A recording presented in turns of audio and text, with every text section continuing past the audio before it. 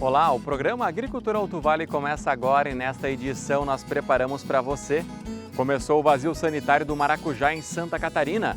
Trombudo Central divulga a programação da segunda festa regional da tilápia. Brasil ultrapassa Estados Unidos e se torna o maior exportador mundial de algodão. Você vai ver que uma pesquisa da Estação Experimental da Ipagre de Tuporanga mostra bons resultados na aplicação de carvão vegetal no solo.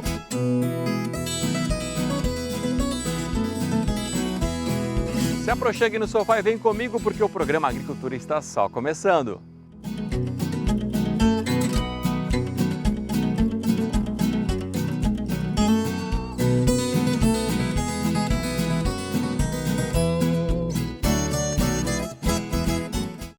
Que bom encontrar você aqui na tela da TV, você que acompanha o programa Agricultura Alto Vale e também pelas nossas redes sociais. Muito obrigado pelo carinho de sua audiência. O Brasil ultrapassou os Estados Unidos e se tornou o maior exportador de algodão do mundo. O anúncio foi feito durante uma reunião da Câmara Setorial da Cadeia Produtiva do Algodão e Derivados do Ministério da Agricultura, realizada na Bahia. A meta de superar os Estados Unidos no volume de exportações de algodão estava prevista apenas para 2030, segundo a Associação Brasileira dos Produtores, mas foi alcançada antes do encerramento do ano comercial de 2023-2024. Segundo a entidade, o Brasil deve colher em torno de 3,7 milhões de toneladas de algodão beneficiado nesta safra e as exportações devem alcançar 2,6 milhões de toneladas. As entidades do setor destacaram que o posto de maior exportador mundial pode não se manter na próxima safra, mas que Brasil e Estados Unidos devem se alternar no topo do ranking futuramente. A posição brasileira depende da safra americana, que tende a ser maior do que a do ano passado. Os maiores produtores de algodão são China e Índia, seguidos pelos Estados Unidos, e o Brasil ocupa o quarto lugar. E Trombudo Central divulgou a programação completa da segunda Festa Regional da Tilápia. Nesta edição, não haverá cobrança de ingresso. A gastronomia à base de tilápia volta a ser destaque na segunda edição da festa, que promete movimentar Trombudo Central entre os dias 11 e 15 de julho. A programação completa foi divulgada ontem. Nós estamos criando uma nova identidade para a cidade, que é um momento ímpar, porque nós temos muitos pés que paguem, nós temos produtores de tilápia, nós vamos ter o seminário da tilápia, ele que tem nos agregado com muito conhecimento, com muita coisa boa que a gente tem conseguido buscar para a nossa cidade. E Trombudo Central tem que ficar no marco, tem que fazer história e a gente realmente continuar com essa cultura, continuar com a gastronomia. A festa acontece no pavilhão de eventos em Trombudo Central e contará com atrações como Corpo e Alma, Os Serranos, Marquinhos Costa, Agora Deu Samba, Banda Chamativa, entre outras bandas. Nesta edição não haverá cobrança de ingresso. A gastronomia é outro destaque. Além de restaurante típico, o evento tem uma novidade: o concurso de receitas à base de tilápia. Teremos restaurante, teremos pontos na praça de alimentação com a tilápia também, teremos pastel de tilápia, porções de tilápia, um almoço à base de tilápia, né? E então eu não quero revelar muito para trazer essa curiosidade para o público vir realmente conferir, mas eu garanto que a gastronomia de tilápia em Trombudo Central é das melhores. Com a experiência técnica que cada produtor vai tendo, faz a diferença lá na sua propriedade. E nós temos mulheres que são masterchef, tem uma gastronomia muito boa aqui de Trombudo e vai ser essa nova tática que nós buscamos também de estar fazendo os dons culinários, né, que tem para estarem também trazendo através do prato feito pela tilápia. Tem bolinho, tem lasanha, tem muita coisa. Outras atrações incluem o terceiro seminário regional, Tarde Dançante da Melhor Idade, o Rodeio Crioulo e o Pedal da Tilápia, que está com inscrições abertas no site riscozero.adventure.com.br. As inscrições já estão abertas no site da riscozero.com.br, né? Então a pessoa entra lá, faz a inscrição e já está se preparando, né, para participar então do nosso pedal aí no dia 14 de julho. No domingo, de manhã cedinho, com percursos lindíssimos, né, na nossa cidade de Trombudo Central. Teremos um café gratuito aos participantes e também medalha de participação. O CTG se sente honrado em ter essa oportunidade de fazer o 20º rodeio do Querência Nativa, juntamente com a festa do município, que é duas festas em uma só, como se diz. Então, como se diz, a gente está de braços abertos, esperando todo mundo aí, e se Deus quiser vai ser uma baita festa, vai ser um sucesso. Esse momento é de a gente poder participar com os amigos, com os familiares e de a gente resgatar aquele orgulho de ser trombudense. Depois do que a gente passou, às vezes a gente fica meio triste, mas a gente começa a ver que a gente tem muitos motivos para agradecer. Então realmente, a segunda festa regional da tilápia, ela vai ser feita para a família, para o público, para que todos venham, curtam bastante, possam aproveitar esse momento de todos nós estarmos juntos. O evento tem início na quinta-feira, dia 11, e termina na segunda, dia 15, feriado do aniversário de 66 anos de Trombudo Central. O último dia conta com traturaço pela manhã e ao meio-dia, caldo de tilápia gratuito para toda a comunidade. Na segunda-feira, no dia 15 de julho, mudamos a data do feriado, então, para estar realmente fazendo tratoraço, caldo de peixe, e estando com as pessoas, viver esse momento família de todos os trombudenses e das pessoas que nos visitam. Então estamos dando nosso pontapé inicial e com certeza será uma festa grandiosa. Todos vão poder aproveitar muito essa festa. E já está em vigor o vazio sanitário de Maracujá, aqui em Santa Catarina. Neste período, os pomares devem ser eliminados do território catarinense. A medida é adotada para controlar a virose do endurecimento do fruto, que compromete a produção.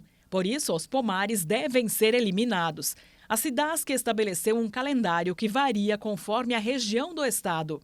Na região 1, que compreende o sul catarinense e alguns municípios do norte, como Joinville e Massaranduba, o vazio começou no dia 1º e segue até 30 de julho. Na região 2, que abrange algumas cidades do Vale, Médio Vale e Litoral, o vazio vai de 11 de julho a 9 de agosto. E nos demais municípios do estado, inclusive na região do Alto Vale do Itajaí, o vazio do maracujazeiro tem que ser respeitado entre 21 de julho e 19 de agosto. O endurecimento do maracujá é a virose que mais preocupa pelo alto potencial destrutivo e alta disseminação. Os frutos ficam deformados, rugosos e menores. Também acontece o endurecimento da parte branca interna da casca, que fica espessa, o que resulta em baixo rendimento de polpa e torna o fruto impróprio para o consumo. Embora os pomares tenham que ser eliminados, a produção de mudas de maracujá é permitida, desde que sejam observados os requisitos previstos na legislação. Santa Catarina é o terceiro maior produtor de maracujá do país e colheu 70 mil toneladas na safra 2022-2023, um crescimento em torno de 27% em comparação ao período anterior. E o governo federal anunciou o Plano Safra da Agricultura Familiar, com liberação recorde de 76 bilhões de reais. O programa traz taxas de juros menores destinadas aos produtores de alimentos, como arroz e feijão, e também para agricultores voltados ao cultivo de orgânicos. Na última safra, o plano foi responsável por R$ 1.700.000 em contratos negociados. O governo anunciou o novo Plano Safra da Agricultura Familiar essa semana, com a expectativa de alcançar um número ainda maior nos próximos 12 meses, mas não divulgou uma previsão exata. Na prática, 10 linhas de financiamento de crédito rural tiveram redução dos juros. Quem produzir arroz, por exemplo, encontrará juros reduzidos para 3% no caso do convencional e 2% no orgânico. Diante das enchentes que afetaram as lavouras no Rio Grande do Sul, responsável por cerca de 70% da safra nacional do grão, o governo busca estimular as colheitas em propriedades familiares. O programa recebeu o nome de Arroz da Gente. Além de liberar recursos, o governo fará o acompanhamento técnico e deve definir um preço mínimo do produto para garantir ao agricultor a comercialização a um valor justo. Outra grande novidade é a criação de uma linha destinada à aquisição de máquinas e implementos agrícolas de pequeno porte, como microtrator, motocultivador e roçadeira. Para essa nova linha, os juros serão de apenas 2,5% ao ano, metade da taxa de juros praticada no programa. A linha será destinada às famílias com renda anual de até R$ 100 mil e financiará máquinas de até R$ 50 mil. O Plano Safra da Agricultura Familiar desse ano também é mais agroecológico. A taxa de juros para a produção orgânica e de produtos da sociobiodiversidade será de 2% no custeio e 3% no investimento. As famílias agricultoras com renda de até R$50 mil por ano ainda poderão acessar até R$35 mil pelo Pronaf-B, conhecido como Agroamigo, numa linha com taxa de juros de apenas 0,5% e desconto de até 40% para quem paga em dia. Além da nova cobertura pelos fundos garantidores, as cooperativas da agricultura familiar também passarão a contar com um programa de fortalecimento, o Coopera Mais Brasil. Quem quiser mais informações sobre todas as linhas disponíveis, pode acessar o site do Ministério da Agricultura, em gov.br/agricultura. Um estudo feito por acadêmicos da Unidave apontou que o custo total da cesta básica em Rio do Sul corresponde a mais de 80% do salário mínimo. O levantamento foi feito em 6 supermercados de Rio do Sul para mostrar a variação de preços dos itens da cesta básica e o impacto para a população. O estudo constatou uma ampla disparidade entre os estabelecimentos e o que mais chama a atenção é que 48,5%, quase metade do salário mínimo de R$ 1.412, vai para os itens básicos de alimentação. Por isso, viver com um salário hoje é um desafio. Tem que trabalhar, né? Além de ser aposentado, ainda a gente tem que fazer alguma coisa, né? Para poder garantir o alimento, né? A análise de preços levou em conta o valor nutricional dos alimentos para uma dieta balanceada. Foram analisados 13 produtos. A carne colchão mole é o item com o maior impacto financeiro da cesta, 33,31%, seguida do pão francês, com quase 15%, do tomate, com 14,37% e da banana branca, com 10,75%. Já os itens com menor percentual são a margarina, com 0,91%, e o óleo de soja, com 1%. A pesquisa mostrou também que o feijão preto é o produto que tem mais variação de preço entre um mercado e outro. E o fato de metade de um salário mínimo ser comprometida com os itens básicos de alimentação pode impactar diretamente o poder de compra e o padrão de vida da população. E aí, se a gente considerar a questão de higiene, de limpeza e tudo mais, então essa proporção se torna muito maior ainda, né?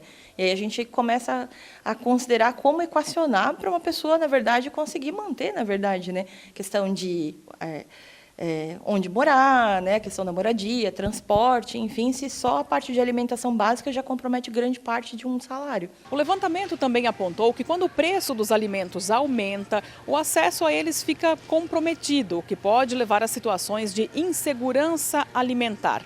Ela se manifesta quando há redução da qualidade e quantidade dos alimentos consumidos e até a adoção de estratégias de sobrevivência, como pular refeições ou consumir alimentos mais baratos e de baixo valor nutricional.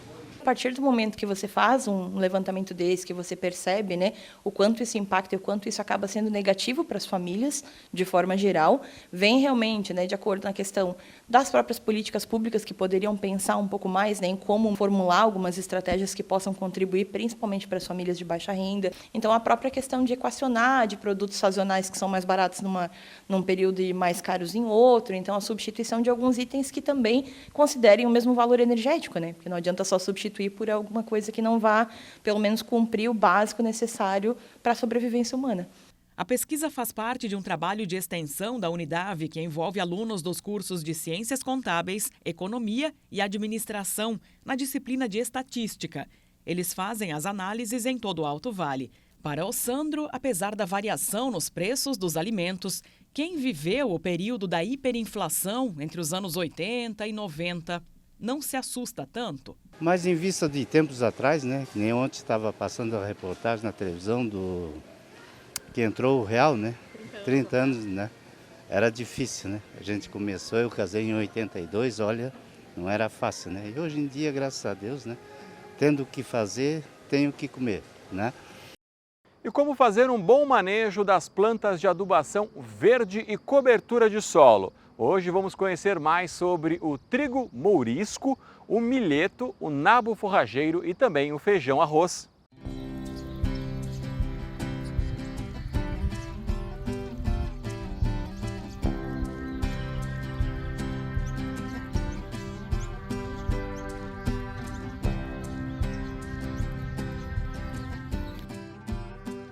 uma parcela com o trigo murisco. Ela foi plantada basicamente aí praticamente no dia 20 de fevereiro. Então é uma espécie já, ela conseguiu se desenvolver bem, tá aí em torno dos 40, 45 dias de desenvolvimento.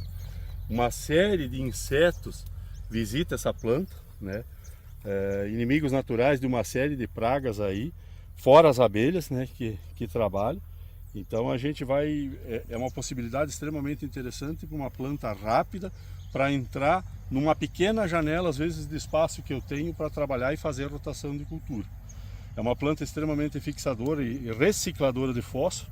Então essa também é uma das grandes virtudes dessa planta aqui, para a gente trabalhar com ela e que ela entre no sistema de produção de plantas de cobertura, ou mesmo até no sistema de produção de grãos.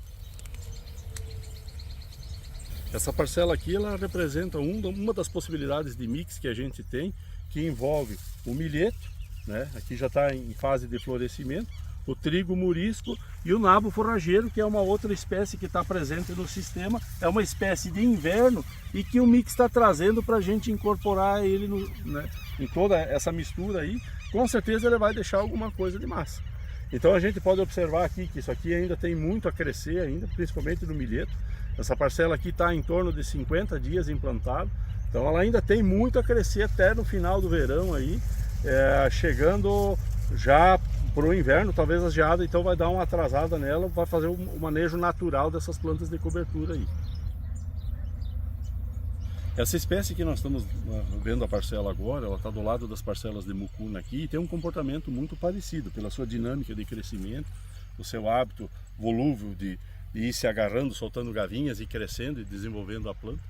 Uma espécie bastante simples, uma espécie bastante rústica em termos de solos. A gente pode observar aqui pelas vagens, esse aqui é o caupi. É o caupi, chama também de feijão de corda, muito usado no Nordeste, né?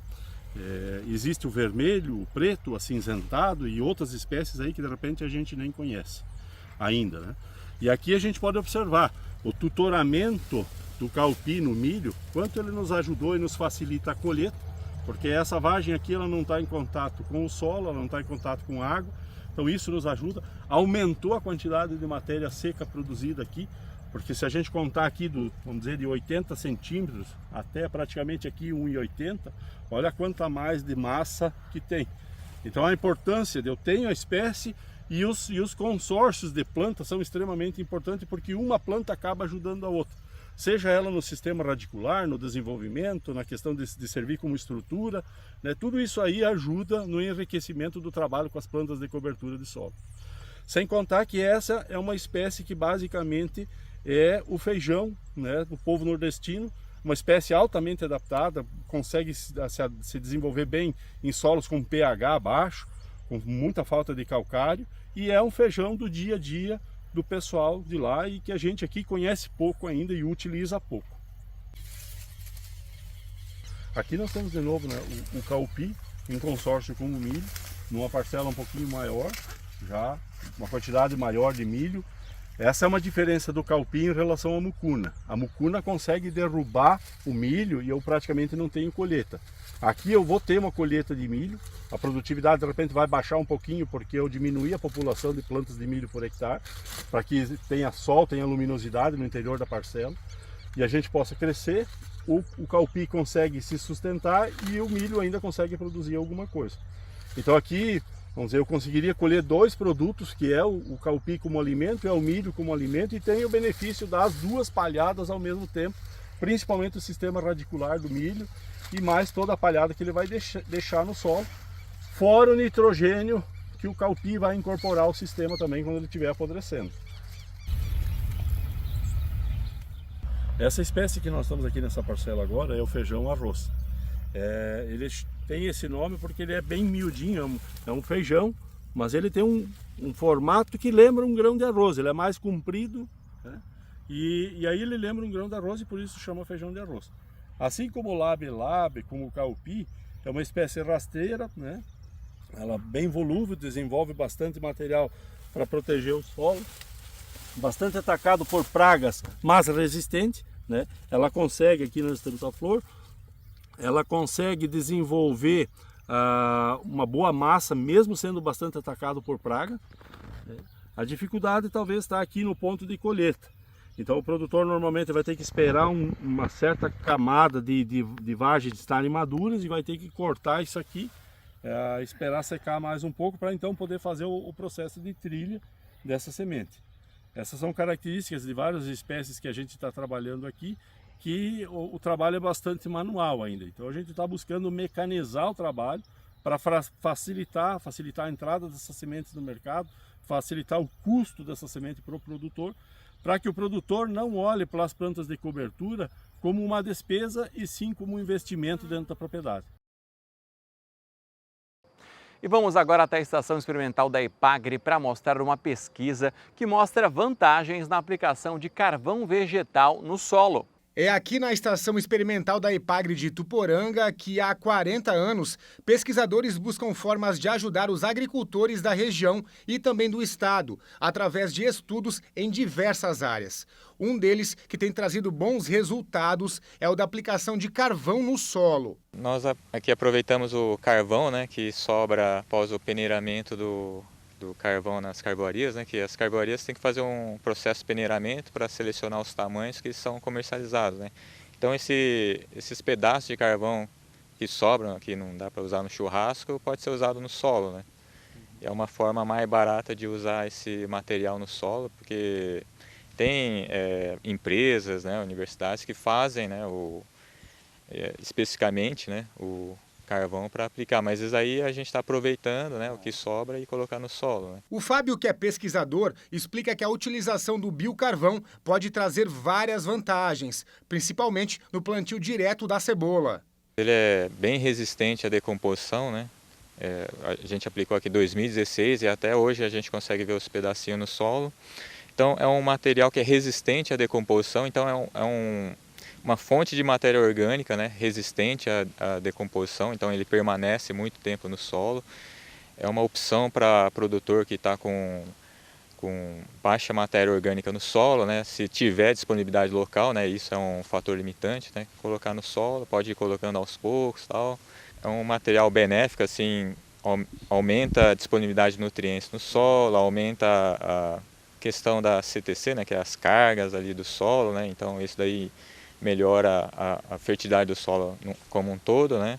Além de melhorar as propriedades químicas, físicas, e também pela literatura nós observamos melhora as propriedades biológicas, né.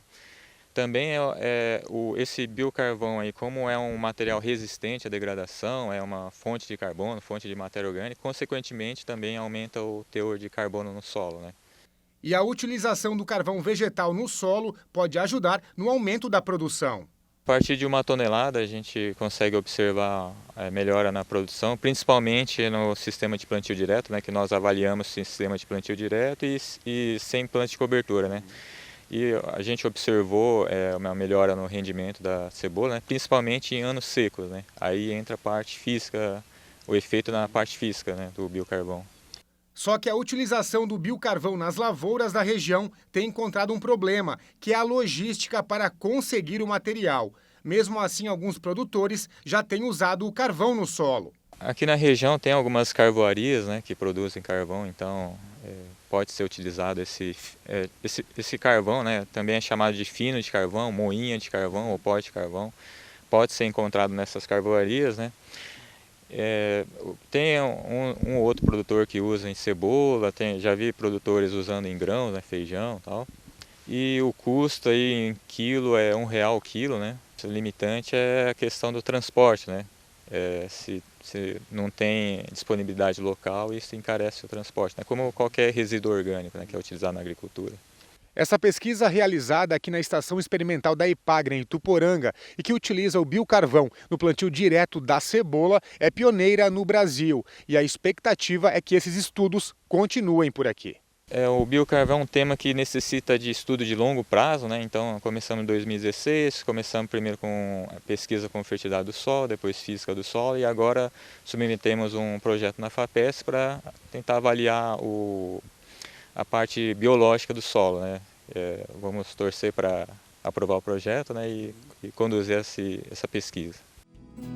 O programa Agricultura Alto Vale fica por aqui. A gente lembra que todas as nossas reportagens estão disponíveis em nossas redes sociais. Dá para curtir, comentar e compartilhar. Muito obrigado pelo carinho de sua audiência. A gente se encontra na próxima semana. Cuide-se bem.